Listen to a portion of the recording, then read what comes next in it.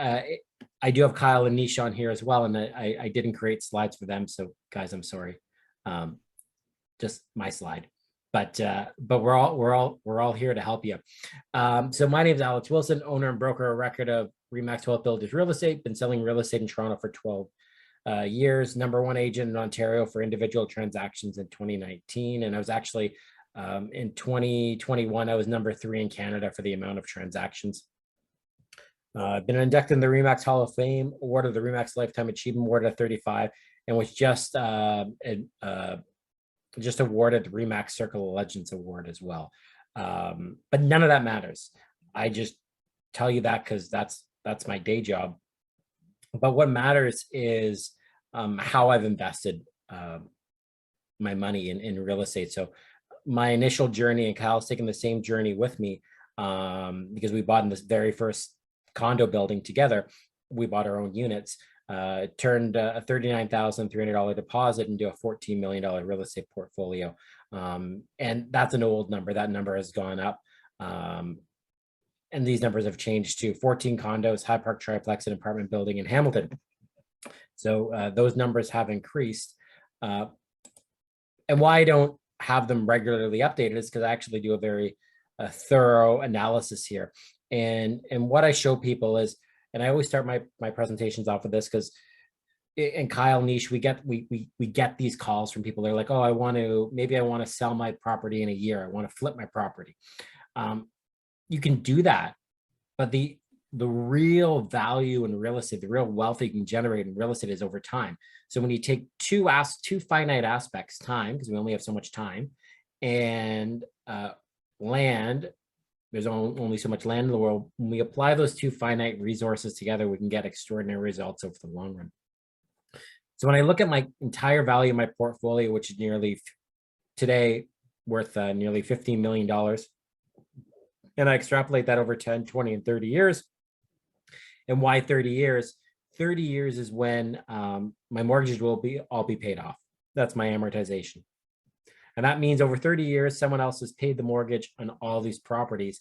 And while they've been paying down the properties for me, they've been going up in value. And I calculated this at a very conservative compounded annual growth rate of 3%.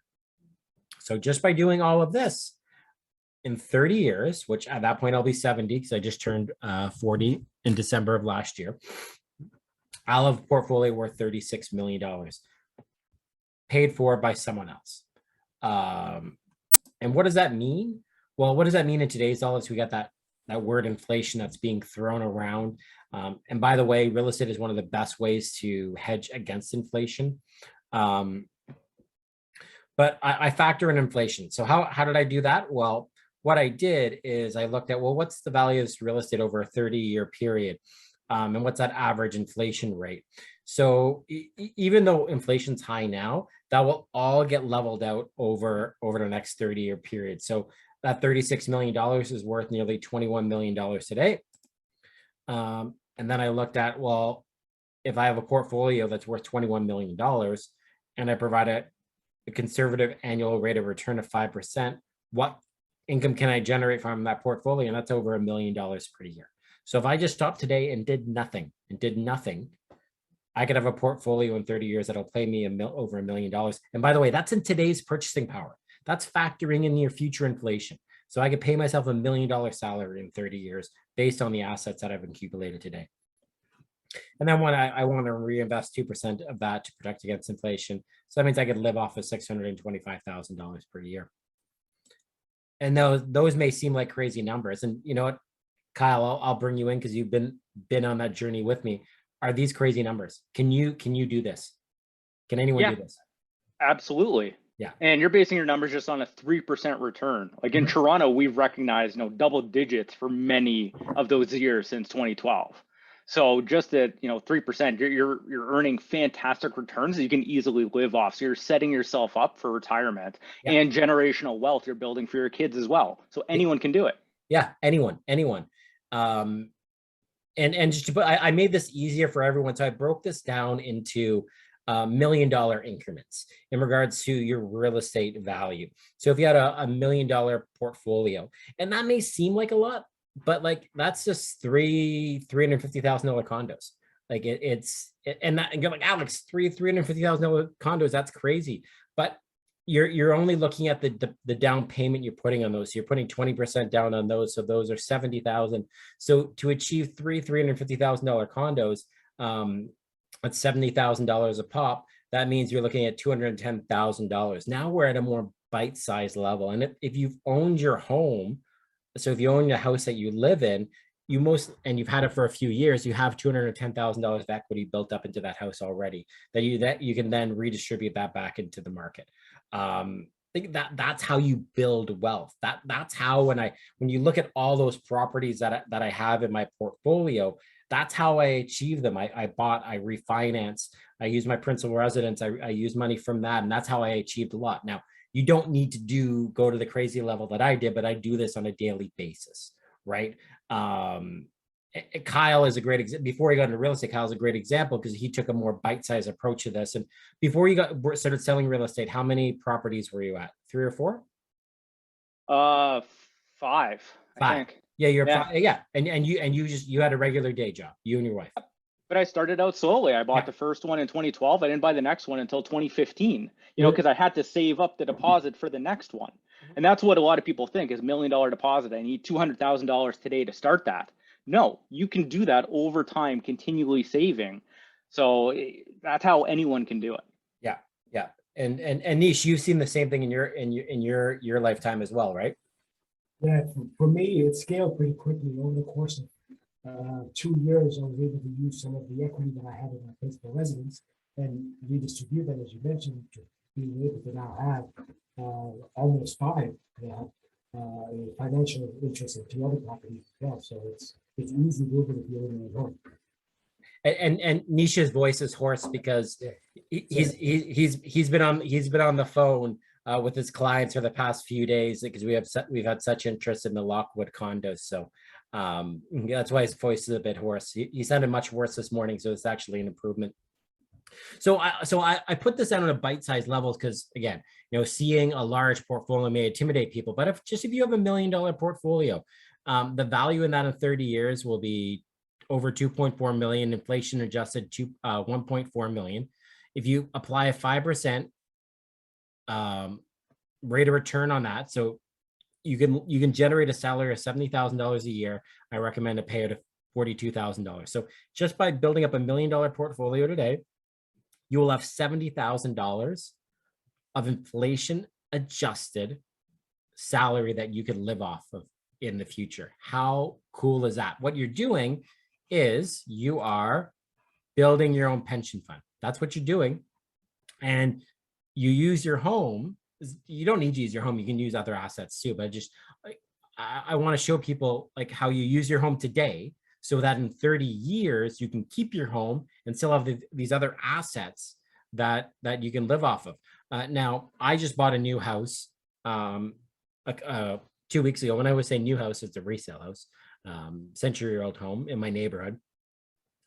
And the people had to sell it because that house was their retirement fund, and they were under pressure to sell because they were downsizing to a condo, and they needed the money from the house to live off the rest of their years. Okay. But imagine if you used your house today and in 30 years you had your house and then you had a whole bunch of other properties as well. You don't need to sell your house. You could still, but you have those other properties, so you're not forced into any decision. You control your own destiny. And we've seen this time and time again in regards to, and maybe it's, I'm just kind of jumping a little bit. Maybe I'm a byproduct growing up in a small town in Northern Ontario, and my father worked on the railway and always threatened with layoffs and everything like that. And growing up with that fear of like, oh, what if mother company lets me go? Who's going to take care of me? Maybe that's instilled in me. And I know there's no guaranteed safety net. That's why I'm so focused on building my own safety net. But I say that to you guys because what happened to Sears, right? What happened to Nortel? These large companies with large pension plans, they went bankrupt, and what happens to their pension plans? The employees get pennies on the dollar on those. So just something to keep in mind. And I broke it down. So each $350,000 condo represents over $24,000 of annual income in your retirement years. So now that I have your mind set on buying and holding real estate over the long run, Why Calgary? Well, when Kyle and I first invested in our condos in Toronto in 2012, they were priced similarly to what condos in Calgary are today. So if you were to come to me today in Toronto going, Alex, I want to buy a pre-construction condo in downtown Toronto, we're looking at a one-bedroom condo now is going to cost you in the $750,000 range. So that idea that you can get in at a low deposit of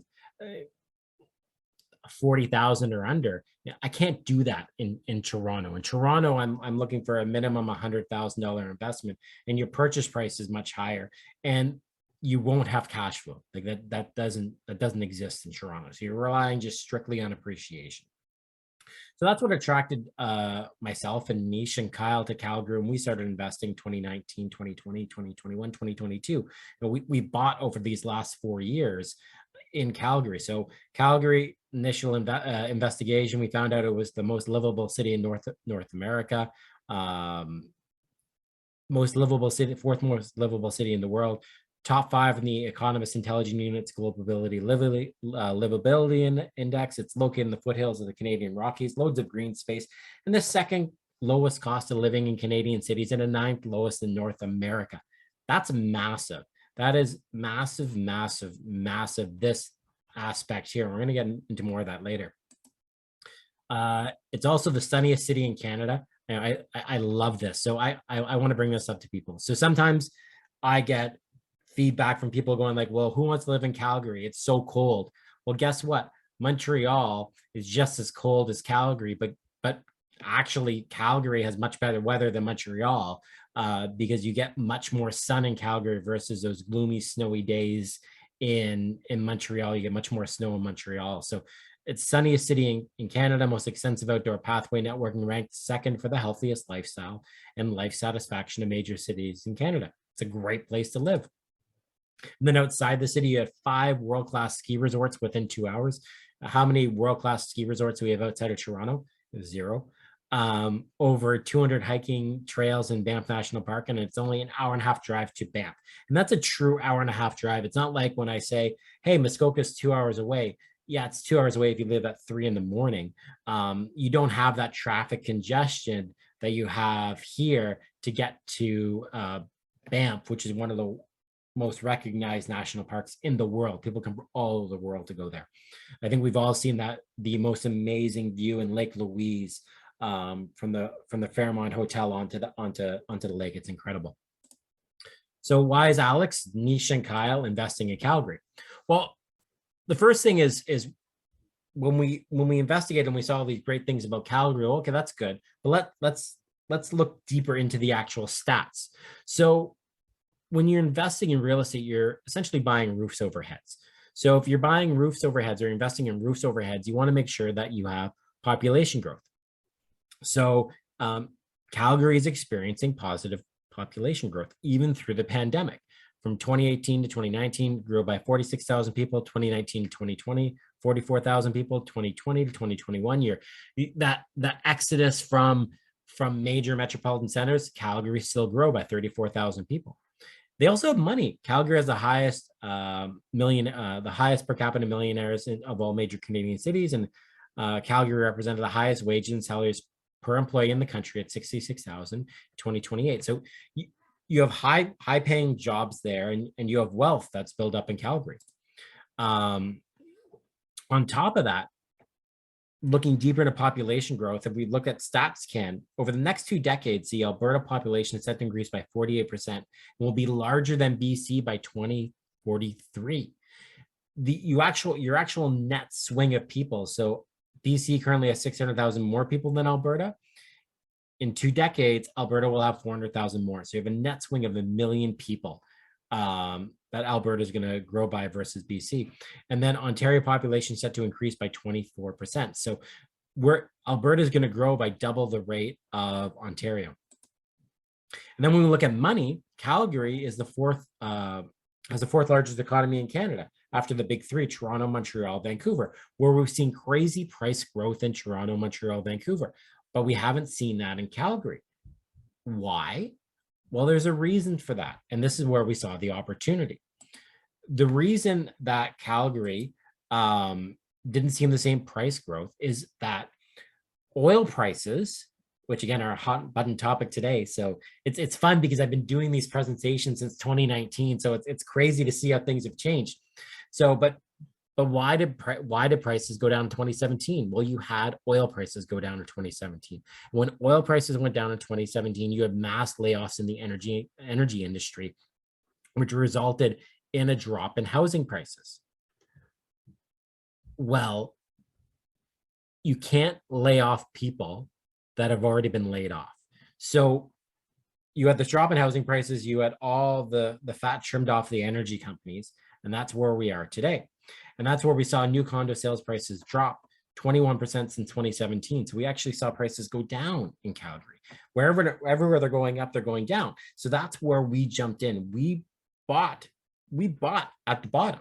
You know, we bought it when it was at its bottom, because we saw like it can't stay that low. And we know that the layoffs are done. Now, what are we seeing? We're seeing, well, we've seen oil and gas prices go up, and I'll talk about a little bit of that more, because I didn't invest in Calgary because of oil and gas. I never did. Neither did Nish, and neither did Kyle. That's not why we invested in Calgary. So everything that's happening with oil and gas, which again, we'll talk about more, is only extra gravy for us and what's going to happen over the future. But one thing that's important is the Trans Mountain Pipeline. So I do want to talk about that. So the Trans Mountain Pipeline, that there is a pipeline that's owned by Canadians. It has nothing to do with the Keystone Pipeline that was canceled. That was to the US. Trans Mountain Pipeline is doubling capacity over an existing pipeline. It goes over mountains that'll bring you to Vancouver, and then that'll help us get our exports out to the international market. And that's been the issue with our oil, is that because Alberta's landlocked, it's very difficult to get the oil out, and we've been reliant on selling our oil to the US. By getting our oil out to the international markets, to the ports of BC, that'll allow our oil to be sold to the international markets, which will then help the demand for Alberta oil. And this is where, when we see the market shift, that's where in 2020, Alberta oil was selling at 50% less than Texas oil. So by allowing us to get to international markets, that will allow our base price of our own oil to go up in value. But why we invested in Calgary wasn't because of oil and gas. It was actually because of the tech sector. So the tech sector is starting to boom in Calgary. So when you had all of the oil and gas companies leave Calgary, well, I shouldn't say leave Calgary, but lay off. They didn't require as much office space, and you had this huge vacancy that was happening in office space in downtown Calgary. And that resulted in very low rents for office space in Calgary. And that allowed for very, very affordable space for companies to move in, like tech companies, like startups. And you also have this well-educated employment base of scientists and engineers and everything that are based out of Calgary as well. So now Calgary, again, when we started investing in 2019, Calgary has now outpaced, from a tech workforce standpoint, everyone else in North America. This is where the tech growth is happening. Yes, it's still happening in Vancouver and Toronto, but in regards to the growth rate, you're seeing huge growth in the tech industry in Calgary. And why is that? Well, Calgary ranked in the global top 10 most attractive cities for workers. Calgary has the highest proportion of STEM graduates. That's graduates of major Canadian cities and degrees in programs, science, technology, engineering, and mathematics. Very important degrees that are required in the tech industry. And the low-cost office space, as I said, 27% vacancy. It even hit 30% at one point. So what moves in? Well, you have these beautiful startups that are cost sensitive. Calgary is home to 435 technology companies, 3/4 of these are startups. There are more than 2,000 open tech jobs in the city, and a record 44,500 Calgarians are working in tech right now. That's why we bought in Calgary. It had nothing to do with oil and gas. But we always knew that oil and gas would be a backbone there. So who built all these office towers? Well, oil and gas money built all these office towers. And there will always be a revenue stream that comes from oil and gas, which we'll talk about more in the coming slides. But because of that revenue stream from oil and gas, you can diversify the economy. So as tech has grown, so has a number of tech companies that are moving into the downtown space, in part thanks to the affordability of the office space. And this is how affordable it is. Edmonton is 23% more. Toronto is over double at 102% more. Vancouver is nearly triple at 155% more. They offer the low cost environment for you to do business from an office space perspective. And you're starting to see these success stories now.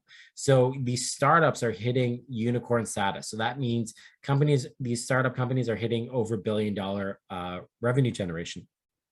So Benivity was one that happened in December 4th, 2020. You've also had Solium Capital, which was sold to Morgan Stanley for $1.1 billion in 2019. There was Parvis Therapeutics, which was sold to Genentech that same year, over $1 billion. So what happens is that you have these tech companies that hit these startups that hit $1 billion status, and you have the founders of these companies. They invest back into their sector because they're friends that require financing. They know that they have a good thing going. They're going to invest back in them. The venture capitalists, the private equity people are going like, whoa, there's a lot of good things happening in Calgary. We're going to start investing money in those tech industries there.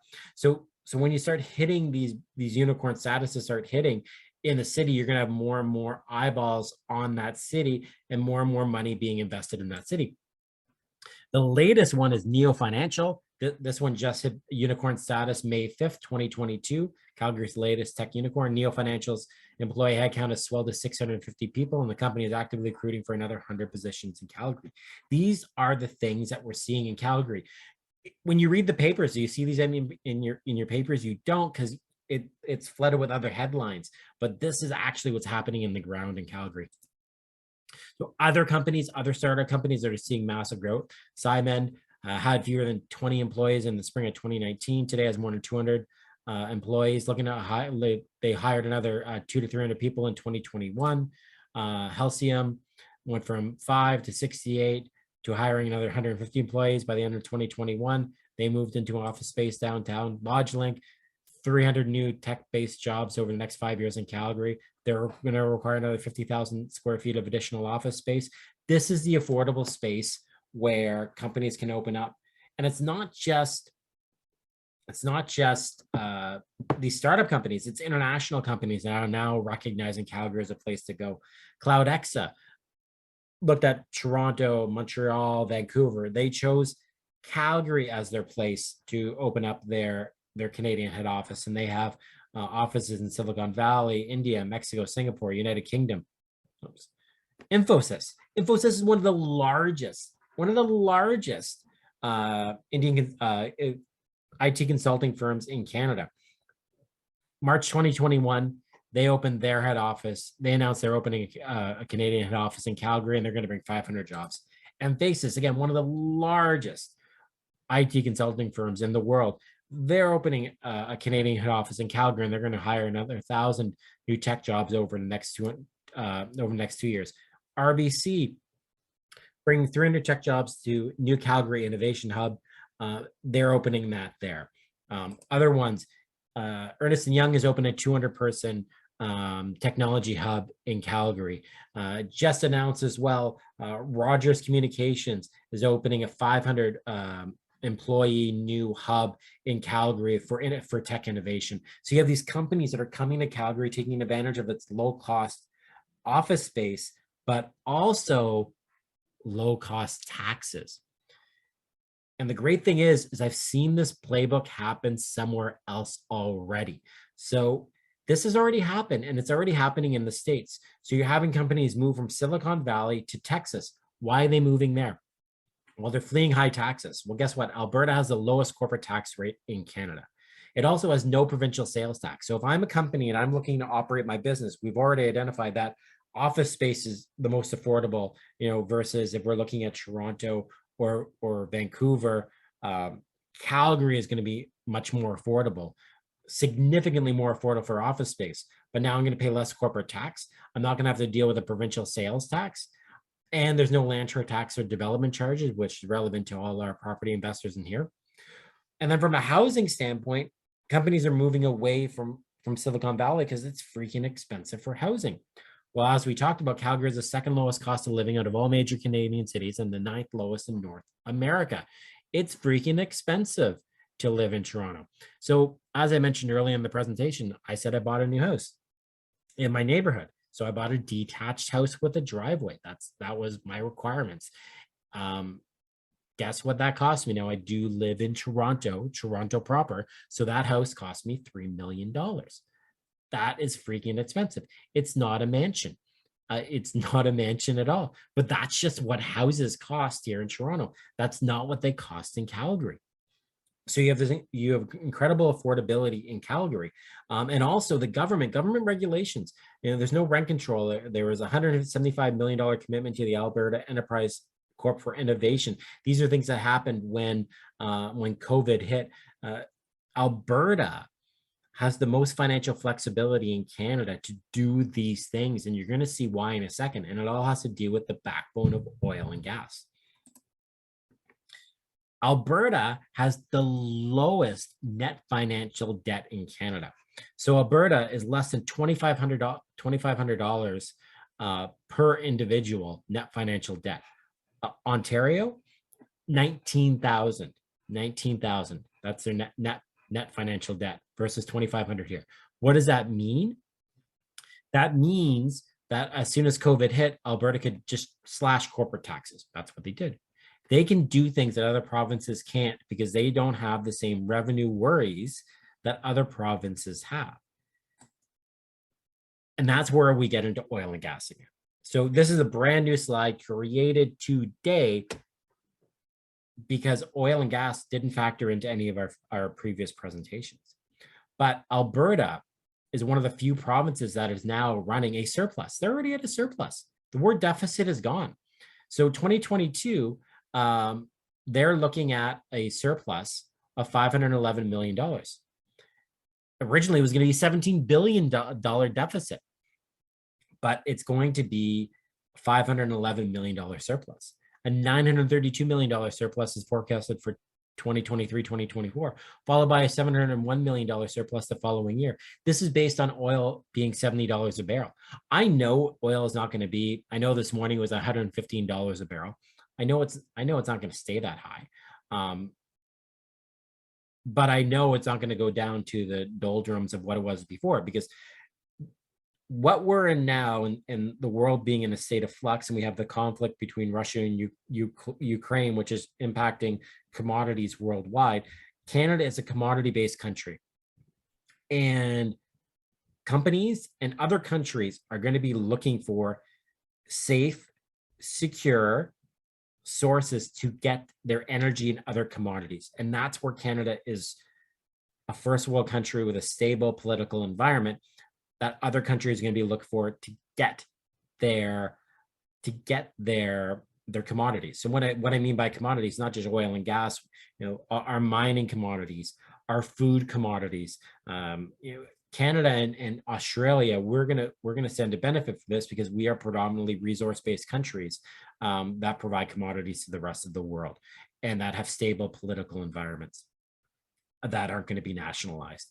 So Alberta is just at the cusp of really breaking out, because again, we're buying it. Yes, things are recovering now and we're seeing recover in real estate prices, but they're just getting started. So another thing that, and I got to tell you guys, this is incredible. No rent control, no foreign buyer tax, no land transfer tax, no provincial sales tax, no development charges, and $10 billion stimulus package, including reducing corporate taxes that went in during COVID. This is so relevant, and I'm excited about this, and I would not spend as much time I'm going to do right now talking about this slide in previous presentations, but I just got to experience how beautiful all this stuff is. So I bought one of my Calgary properties I bought in March 2021. It was a pre-construction house, and so March 2021 I bought it. I bought it for 530,000, and I got possession of it in February 2002. I put a mortgage on it. In March 2002, I sold it. I sold it for $720,000. That actually wasn't even the highest offer. I could have sold it for the highest offer was 730,000, but that one had conditions of I took the 720 that was firm. And you go like, Alex, well, you tell us not to sell. Why'd you sell it? Well, as I said, I just bought a Toronto house. So I reallocated my assets. My wife told me I had to buy that house. So sometimes you got to move things around. But why that's relevant is that it was a beautiful transaction in that I didn't have transactional costs. I didn't have land transfer tax. I didn't have to worry about the HST rebate that I'd be forfeiting by selling it under a year. I didn't have to worry about extra development charges that I had to pay on closing, any of those things. So my only transactional costs were my legal fees and my realtor fees to pay the realtor out there to sell that property for me. That's it. So of that $190,000 appreciation, I got to keep most of that. If we were doing this in Toronto, I would need a much larger gain, and to make that relevant. There, it actually made sense for me to make that transaction and make that sale. And again, put this all in perspective, my land transfer tax on that new house that I bought is $123,000. So I had to pay $123,000 cash. Half of that goes to the city of Toronto. Half of that goes to the province of Ontario. My Calgary house, $0. It is so relevant, and it makes transactions so fluid out there. It is an investor's paradise. So current Calgary market. So April 2022, prices increased 17% year over year. April 22, price increased 2% month over month. So March to April, we saw 2% growth. And April 2022 saw a 6% increase in sales year over year. So we're still seeing active sales and active growth in the Calgary market. And the market is being driven in part by home buyers from pricey markets, Ontario, British Columbia, seeking more affordable options, either to live there or as investment properties. And as I said, it is so affordable out there, and my transactional costs are so low. And we've been bringing our investors there since 2019, but our most recent successes, we sold out Savannah Condos in 2021, Frontier Condos 2021, Cavello Condos 2022, Skyview North 2022, Harlow, we just sold out 2022. These projects typically sell it in 2 to 3 weeks. And we love bringing them to our investors because they make so much financial sense for you. And now what I'm going to do is I'm going to stop sharing here. I want Kyle now to talk about, so these condos that we currently have that are in Chestermere, Lockwood. Kyle's going to talk about the Chestermere community, what I consider the Oakville of Calgary, and why we like that location so much. Yeah, thanks, Alex. And I'll give a little bit of history about Chestermere. Really started back in the 1800s with the expansion of the Canadian Pacific Railway. And Alex, you're from Cape Real. It only existed because of the railroad. Yep. And Chestermere, was very similar. People started moving there because there was farmland that was easy to be irrigated because of Lake Chestermere. It was right there. You could easily irrigate your crops, and farming started growing around the town. From there, it evolved slowly into more of a vacation, camping, cottaging community because of the lake. People were doing watercraft sports, there were beaches, and it slowly started to grow over time, throughout the 1950s and 70s. Right around the 2000s, there were only about 3,500 people living there. Some condo developments in Toronto have more people than that now, right? And it really only became a city in 2015. But between 2000 up to right about 2022, the population there has just exploded because people have realized, hey, there's a lake, really within Calgary. I consider it the greater Calgary area, similar to like the GTA, and like Alex said, it's like Oakville as well. So you've seen population growth explode. Now there's over 22,000 people. In 20 years, that's 550% population growth. City of Chestermere is growing faster than Calgary itself. because it's a very safe area. You have the lake there, there's all the amenities, and it's very affluent. You know, a majority of people there, over 40% of households, are making over $150,000 a year. And it's no surprise, the majority of occupations are in management, business, finance, a lot of those jobs that are very well paying. But you're going to see more of those into IT now, as well as IT continues to grow and expand there too. But I know the question is going to be, oh, these people are making tons of money, they're not going to want to buy. And, you know, or they're already able to buy. And that is true for a lot of them, but some people just won't be ready to or able to. And also about a third of the entire population is making less than $100,000, which really gives you a great pool of prospective tenants to be renting the condos or different units that you're buying in Chestermere. You know, it's the perfect sort of people that you want.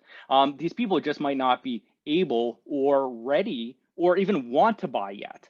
You know, only about, you know, the high 60% of people in Canada even do own, and ownership isn't for everyone. So. And especially if we look at the lifestyle that community has to offer, that is going to be certain people that downsizers. Also, when you have people that are going to be relocating out of BC, relocating out of Ontario, they're probably going to rent for a year or two first because they don't want to make the commitment. They're trying out a new city. New Canadians as well are always attracted to high income earning areas. They want to get into the good school districts that these properties have to offer. And then I also want to highlight on the lake. We take for granted that we live on Lake Ontario, we have Muskoka north of us and all this kind of stuff. It's not like there are lakes all across Alberta. You're still in the prairie. So having a lakefront community that's a 5-minute drive away from you is a big deal. Yeah, that's a great point, Alex. And adding on to the family-oriented aspect, about 70% of the community are either married or common law, and 60% of households contain 3 or more people. So that means about 2/3 of all of the households are going to be looking for that 2-bed plus den or 3-bedroom. And the remainder are really going to be slotted perfectly into the 2-bed. And that's why you've seen the distribution of units at Lockwood, you know, structured that way, because it's matching what the demand is in the community. And then, oh, sorry, Alex. Oh, no, go ahead. Yeah, go ahead. And then new housing construction. You have seen more housing being built in Chestermere, and Chelsea is a huge master plan community. It's 316 acres, and it's being built because the demand is there.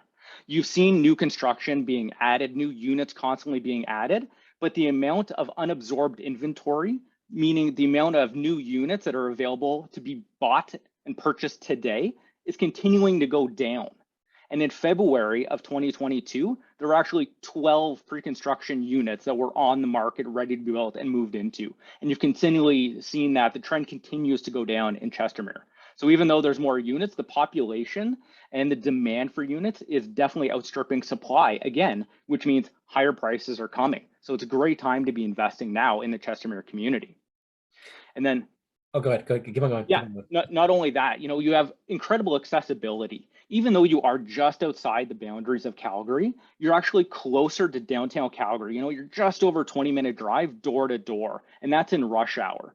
There's some communities in Calgary, in Seaton, in Sage Hill, in the different corners of Calgary, they're actually a further drive away from the downtown core than Chestermere is. But you're less than a 20-minute drive to the Amazon Cloud Computing Hub. The airport's only a 20-minute drive away. You have industrial parks, you know, less than 15 minutes away. Grocery stores are 4 minutes. You have the East Hill Shopping Complex, less than a 5-minute drive away, which is almost 1 million square feet of retail owned by RioCan. I also want to add that we all invested in East Hills. Everyone, like the three of us. So we're literally invested 5 minutes away from this location. Yeah, we all strongly believe in East Calgary. And what you're seeing there is massive development. We bought into the East Hills community. Truman is building other developments there with Huxley and expanding there. And what you're going to see happen is similar to what happened to GTA 20 years ago, just like Oakville. The boundaries between the different cities, Oakville, Mississauga, Toronto, they're just going to blur into each other. And Calgary is going to push out to the east, Chestermere is going to push out to the west, and eventually they're going to meet in the middle, and it's going to become one continuous city. Right. So 5-10 years from now, it's going to be completely different than it is today. So you're really getting in early. Correct. Yeah. And Nisha, I'll bring you in, and you know, your voice is hoarse. from talking to all the clients that you've brought already into to Lockwood. What are some of the conversations that you've had with them when they have questions about Chestermere and why they should be buying there? Oh, the biggest question I get is how far are they from the main hub of downtown Calgary? And I kind of alluded to, you're a 15, 20-minute drive away. Like that's an easy drive in. You're driving against traffic both ways. So you're so close to the city, but yet you have this serene, peaceful environment that's just outside the city where it's ideal for these families. Like I think that's the biggest selling point for this area of Chestermere. On top of it being an executive committee, is this is where you can actually grow a young family. And that's, that's very compelling to many people, both that are looking to invest as investors out of province, but for those that are actually looking to move out, where it's more affordable. Like it's a perfect combination of things happening in the area right now, and the price points are making it so attractive. Like these are the type of conversations that really get them excited, and that's why we've seen such a huge increase in our sales like so early on in this project. There's just a lot to offer. And yeah, getting into price points, our price points are starting $325,000 $900 to the most expensive unit being a 3-bedroom 2-bath for $405,000. I'm not even getting a 1-bedroom, not even getting a studio, not even getting a studio in Hamilton for $405,000, where I can get a 3-bedroom unit with parking with no extra costs for top end 405. And I didn't even bring it up in our presentation. These all come, there's the next question, people are like, well, how am I going to rent these out? These all come with 2-year rental guarantees. The builder is going to lease back the unit from you for 2 years, and they're going to fully manage the property as well. So estimated completion on these is 2025.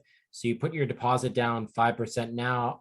Well, it's 20K now, balance of 10% in 90 days. You're only looking at a 10% commitment. So anywhere between $32,500 to $40,000. Then you close in 2025. And then you're not worried about that for another 2 years because the builder is going to put a tenant in there. They're going to guarantee that rent at a set amount. And they're going to manage that tenant for you for 2 years. So you're not worried about this property until 2027. And you never have to go to Calgary at all. What I'll do is I'm going to open up the questions and take a look at these. Scott, a previous investor of ours, what does the condo market look like? Is there a lot of vacancy? The rental market in both Calgary and Edmonton is really heating up because, again, you have these people that are leaving. You got the people that are leaving Ontario, people in British Columbia, have new Canadians coming in. So we're seeing vacancy go down and we're seeing pricing go up on the rental market in Calgary and Edmonton to a certain extent. Yes, I'm so excited. I was so excited for this question. The interest rate question, so excited. So with interest rates increasing and prices cooling, how do you process pre-buying in a time of turmoil? So that's where I wanted to tell you about the Calgary market isn't slowing down, right? So the Calgary market did not see these massive price gains that we saw in Ontario, we saw in British Columbia. They already went down. Calgary already went down. So when Toronto and everywhere else is going like this, Calgary went down like this. They bottomed out. Now they're just coming up. So you're not buying in an exuberance market. We're just seeing true real estate fundamentals and pricing going up now in Calgary because they bottomed out in Calgary. So we didn't see 50, 100%. There were areas in GTA that went up 100%, over 100%. Like that's crazy. That's where you're going to see some weakness. Those are unsustainable numbers. We didn't have that in Calgary. So we're not worried about interest rate growth because also look at these prices, 320, 400,000. Where you're going to see softness when you see a townhome in London, Ontario sell for over $900,000. That's where you're going to see softness. We're just seeing affordability in Calgary. So that's where you're going to see prices continue to go up because they were too low. They were too low. They went down too low and now they're starting to come up. You're seeing job growth coming up and also with inflation. So yes, interest rates go up, but so do salaries. So with inflation, you're going to see salaries go up. We see these high-paying tech jobs coming to Calgary. We're seeing great job growth in Calgary. So yes, costs are going to go up, but that's going to be matched with the increase in wages as well. So Calgary already has the highest wages in Canada. We're going to see those dollar values go up. Also, this is completing in the future. So right now, you're in a high rate growth environment. Interest rates are going to go up, and you're going to see other interest. You're going to see interest rates continue to go up this year, but we will hit a recession. And when we hit a recession, you'll see interest rates go down again. You'll see interest rates going down in 3 years from now. I didn't say it. These are the heads of the banks that are saying this. This is Benjamin Tall, CIBC. When people ask, like, what mortgage should I lock into? In 5 years, the mortgage rate will be lower than it is today, because you're going to see interest rates coming. They're coming down at that point. They're just trying to cool off things that were too hot right now. And a lot of the things that are out there right now. So let's talk about oil and gas. Well, why is oil and gas $115 a barrel and it costs over $2 to fill your tank? It has nothing to do with demand. It's not demand.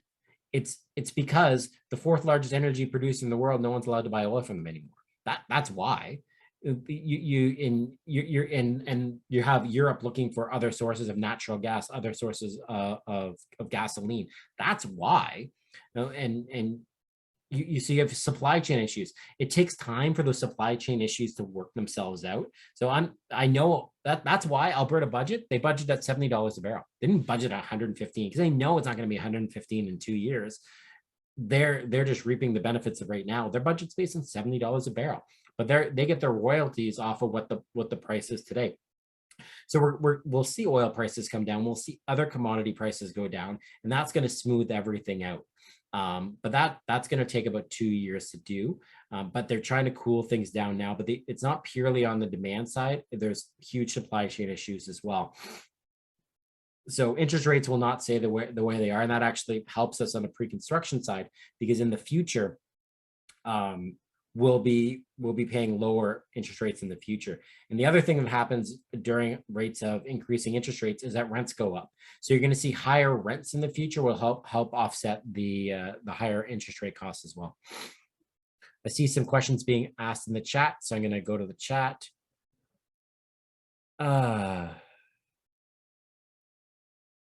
Okay, with more people migrating to Calgary, particularly from expensive Canadian markets, aren't they going to buy properties as opposed to rent?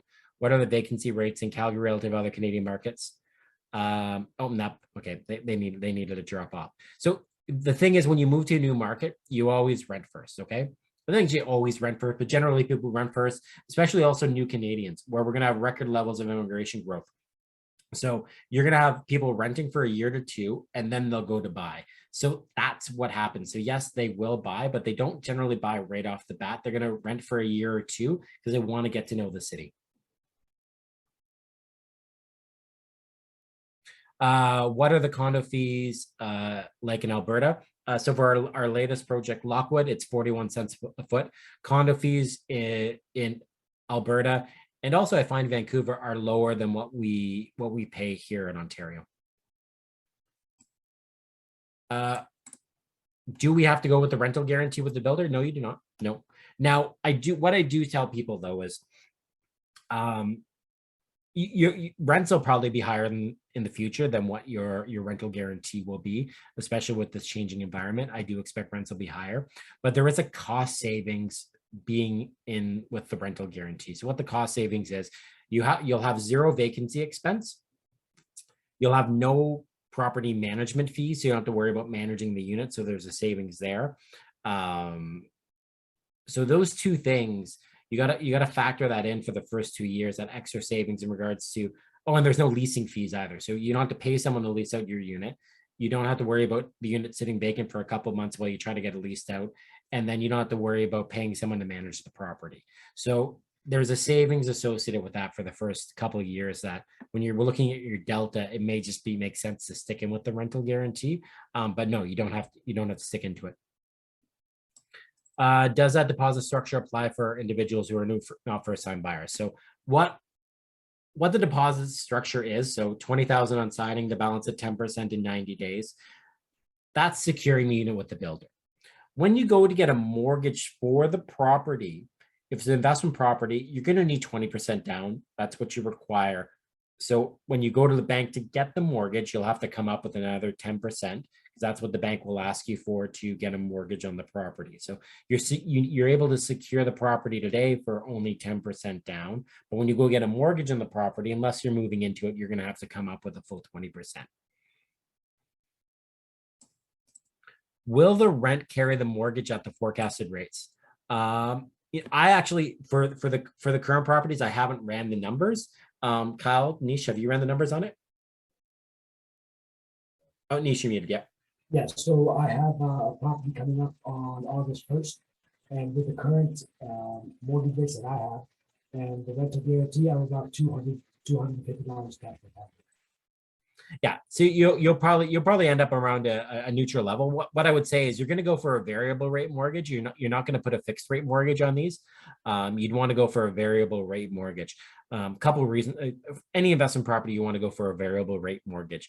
The reason for that is when you go to sell the property, depending on the interest rate environment you may be in at that time, if you're in a fixed rate mortgage and mortgage rates are lower, which I forecast they will be in the future, and mortgage rates are lower, you could really put yourself in a bad interest rate penalty situation. Also, if you're looking at doing refinancing things, everything like that, variable rates, your only penalty when you sell before at the end of your amortization period is 3 months interest. So you're always going to want to put a variable rate mortgage on there. Your variable rate now is 2.3%. I've had to break every fixed mortgage I've ever gotten. There you go. And paid massive penalties every time. Yeah. So it just, and we've all, like, I'm not perfect. Like at one point I got a 10-year mortgage. And so my first property, yeah, Kyle did too. Very first property I bought, I'm like, oh, interest rates, scary. Yeah. Okay, I'll sign up for that fixed rate mortgage for 3.69%, I think it was, and that would have been in 2012. Well, that was a terrible idea. And everyone else was paying lower interest rates. And now the one thing about now I'm getting off topic, but the one thing about a 10-year mortgage is after 5 years, you can actually break it or something like that. There's some rules and legislation and everything, but I won't go down that road. But anyways, investment property, you're going to want to do variable rate. If it's your principal residence, you can definitely make an argument that you want to go fixed because you're probably staying there and you're probably not going to refinance the property if you want some cost certainty, but definitely on your investment properties, you want to go variable. And I'm going to tell you, I'll tell you my own story. So Kyle, yeah, breaking things. I had 2 mortgages close in January 2020, two closed. And I put fixed rate mortgages on them in January 2020. Well, what happened after January 2020? Well, COVID hit and interest rates went down. So I was paying over 3% because that's what rates were before COVID. We're over 3% before COVID. I signed 3% mortgages, fixed rate mortgages, and then nothing I could do. Couldn't break them. Like luckily I didn't have to sell anything or anything like that. But if I had to sell one of those, the penalty would have been massive.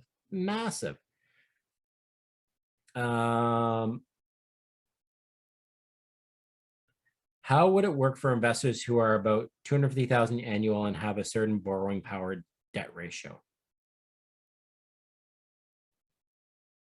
Are you asking you make 250K a year and you're worried about your debt ratios and everything like that? I'm not sure. How do you guys interpret the question? Now it's maybe a talk about how people can qualify for multiple mortgages. Yeah. What I'll post is anyway, my great video. Nish is a recipient of this. Like his eyes open when I did the video. Anyone can get a mortgage. I'll tell you about a great program. And I know it in depthly. You guys may not know about it. Well, there's many different. There's a wealth-based program now at Scotiabank. BMO will give mortgages on real value. But I don't know why I'm going like that. But Equitable Bank. So Equitable Bank they are focused on investment-based individuals, investor-based individuals, and depending on how you pay yourself or how you're structured, Equitable Bank is always a great option. They're now the 7th largest bank in Canada. And they're 65% of their book of business is just purely real estate investors. So there's always a way to get a mortgage on a property. Now, Equitable Bank is going to cost you a little more than if you're getting something with the big six. But there's always different ways to structure your investments, always different ways to get a mortgage. But if we're looking at you're at 250,000, you're making 250,000 annually, you have no problem getting a mortgage on these. Do Ontario banks finance properties in Calgary easy? No problem at all. I can tell you right here, close a property, CIBC mortgage on it, never left my seat, never went to Calgary, and then sold the property, never went to Calgary, never did anything. Mortgages are national. So you can get mortgages with any of these companies in the Calgary market. It's not an issue at all. Going back to the Q&A. Am I missing a question here? Or that's in the Q&A. Oh. After 2 years, who can we use to manage the investment? So great question. So after the end of 2 years, obviously you may be like, I need someone to manage the property for me. You can continue on with the current management company, or we'll have other options for people to manage other companies that we can suggest that to people that can manage the property for them. In regards to the units, we have, and everyone will get this information. It's also included in the email if you had an invite. Our 2 bedrooms start at 668 square feet, and they start at 325,900, include a parking spot. The 2 bedroom plus dens, they are, I'm drawing a blank. What's the square footage on the 2 bedroom dens? 765 square feet? 760. Yes, 765 square feet. Perfect layout. Those start at 365,900, and then we have our 3 bedrooms, and those, I think what we have left start at 385,900 maybe, and going up to 405. Again, lots of options left, but they won't last long. And again, you get the 2-year rental guarantees on these as well. Kyle, Nish, or myself, or if you're invited by Nick or Ramin, any of us can help talk to you about these and why they're a great investment opportunity. I think I saw someone raise their hand. There we go. How do these prices compare to the resale prices that are currently on the market right now? Nish or Kyle, do you want to jump in on there? Sure, it's a question you have got received. Well, there's not really much supply actually in the Chestermere market overall. Most of what's there is quite old, and you haven't really seen many new condo buildings being built. Yeah, and again, you're always going to see a premium on the new stuff versus the old stuff, but a lot of stuff is older because you have prices dip in 2017. You don't have a lot of new stuff on the market. Like, you're dealing with older buildings. So these are the new buildings that people are going to be attracted to in the markets. These are the ones that people are going to pay to live in. Question here on the square footage on the 3 bedrooms. 3 bedrooms, 899 square feet. And all the bedrooms have windows, if I recall. And yes, all the bedrooms have windows. Yeah, we're doing the same layouts as Harlow. Yeah, all the bedrooms have windows. Okay. And because we recorded this, so everyone's going to get a copy of this recording at the end. You'll get a list of all the available units. And again, you can speak to any one of us about next steps. If you're interested in securing a unit, we would be happy to help you out. There are no townhomes left in the project. So I'm going to wrap it up. What time are we at? Just over an hour. Actually, if we started at 8:05, it's been an hour long. I'll let everyone get back to their evenings. Everyone has young children here on this panel. So enjoy the night, guys. Again, this email will go out to everyone.